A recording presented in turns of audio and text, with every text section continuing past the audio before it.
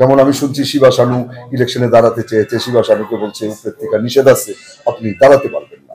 শিল্পী সমিতিকেও ভাবতে হবে, কেউ কোনো নায়িকা বা কোনো মেয়ে যদি এই রাজনৈতিক দলের নেতাদের সাথে যায়, যে একটা রাজনৈতিক দল তো আসবে, তারা যদি এটা করে তাহলে আমাদের সমিতি থেকে তাদেরকে বাদ দেওয়া হবে। আমাদের বাংলাদেশের একজন হিরো এমপি হলেন, আমি নাম বলবো না, উনি কিন্তু ৭১ মুক্তিযোদ্ধা ছিলেন না, আমি খুব ভালো করে জানি।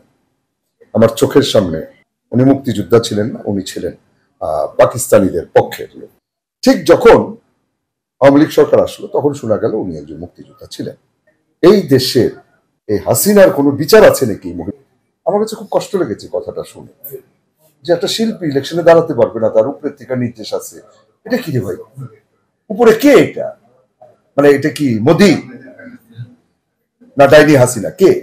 না হত্যাকারী হাসিনা? কে এটা? কে বল, কে কে নিষেধ করলো এটা? তো কাউকে কিছু বললেই বলে উপরের এটা ব্যাপার।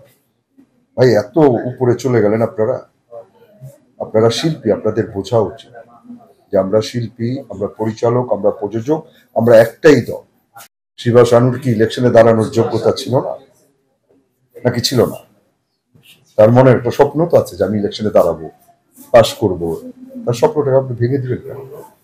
আর আজকে যদি সে রেগে যায় বা মনে করেন রেগে যেই লোকটা তাকে থামিয়ে দিয়েছে তার বিরুদ্ধে যদি কিছু করে, তাহলে কি এটা অপরাধ হবে? আজকে হাসিনা যে কাজগুলো করে গেছে, যে মানুষ হত্যা করেছে, আজকে যদি কেউ বলে যে না ওনাকে আমরা ক্ষমা করে দিলাম, ভাই আপনি এত মহৎ, আপনার সন্তান নিশ্চয়ই মারা যায়নি। এটা আমার মনে হয় যে যদি আপনার সন্তান মারা যেত তাহলে আপনি কখনোই বলতেন না তাকে ক্ষমা করে দিন। হত্যার কোনো ক্ষমা নাই ভাই, এটা ক্ষমা হতে পারে না।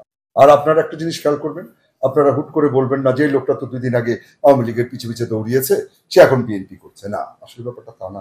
এই 16টা বছর কেউ কথা বলতে পেরেছে? চলচ্চিত্রে কতটা হত্যা করেছে একটু যদি বলতেন। হ্যাঁ, সিনেমায় কতটা ক্ষতি হয়েছে তার কারণে? সিনেমা কি হয়েছে আসলে? কি হয়েছে বলেন তো আপনি আমাকে। যারা অযোগ্য তাদেরকে দেওয়া হয়েছে, অনুদান দেওয়া হয়েছে, মানে তাদের দলের মানুষকে।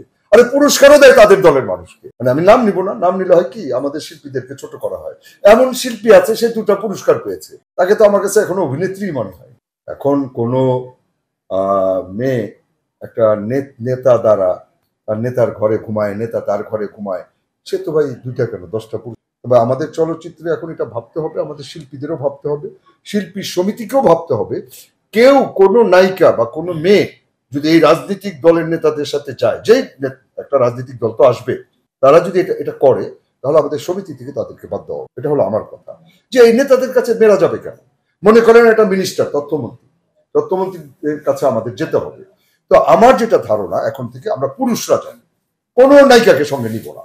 এটা হলো আমার মানে বলার কি, যে আমার প্রেসিডেন্ট সেক্রেটারিকে আমি বলবো যে ভাই নায়িকাদের নিও না, কারণ পুরুষ মানুষ তো দেখা গেল ভালো চরিত্রের একটা তথ্যমন্ত্রী তার চরিত্রটাকে নষ্ট করে। দরকারটা কি? মেয়েদের যাওয়ার দরকারটা কি? আমরা যাব, আমরা পুরুষরা যাব। একটা পুরুষ মানুষের সাথে পুরুষ মানুষ কথা বললেই তো হয়। আমরা সুন্দর চাই, এক কথা হলে আমরা সুন্দর চাই, বিভাজন চাই না। আর যারা বেশি অন্যায় করেছে তাদের বিচার তো আদালতে হবে। আমরা কেন বিচার করতে যাব? আমরা তো বিচারকও না, আর আমরা কাউকে হত্যাও করবো না, কারো গায়েও হাত দিব। আমাদের বাংলাদেশের একজন হিরো এমপি হলেন, আমি নাম বলবো না, উনি কিন্তু ৭১ মুক্তিযোদ্ধা ছিলেন না, আমি খুব ভালো করে জানি। আমার চোখের সামনে উনি মুক্তিযোদ্ধা ছিলেন না, উনি ছিলেন পাকিস্তানিদের পক্ষের। কিন্তু স্বাধীনতার পর দেখা গেল উনি 80 সনেও বলেনি মুক্তিযোদ্ধা, 85 বা 89ও বলেনি। ঠিক যখন আওয়ামী লীগ সরকার আসলো তখন শোনা গেল উনি একজন মুক্তিযোদ্ধা। তো উনি মুক্তিযোদ্ধা হলেন, উনি ইন্ডাস্ট্রিতে আবার ফিরে আসলেন, যেহেতু বয়স্ক লোক মাঝখানে চলে গিয়েছিল। তো ইন্ডাস্ট্রিতে ঢুকে ইন্ডাস্ট্রির বিভাজনটা প্রথম উনি তৈরি, তো উনি এমপিও হয়েছেন। তো এই দেশের কোনো বিচার আছে আপনি মনে করেন? এই হাসিনার কোনো বিচার আছে নাকি? হয়তো আপনারা রাগ করে বলতে পারেন একটু ওনাকে সম্মান দিয়ে কথা বলেন।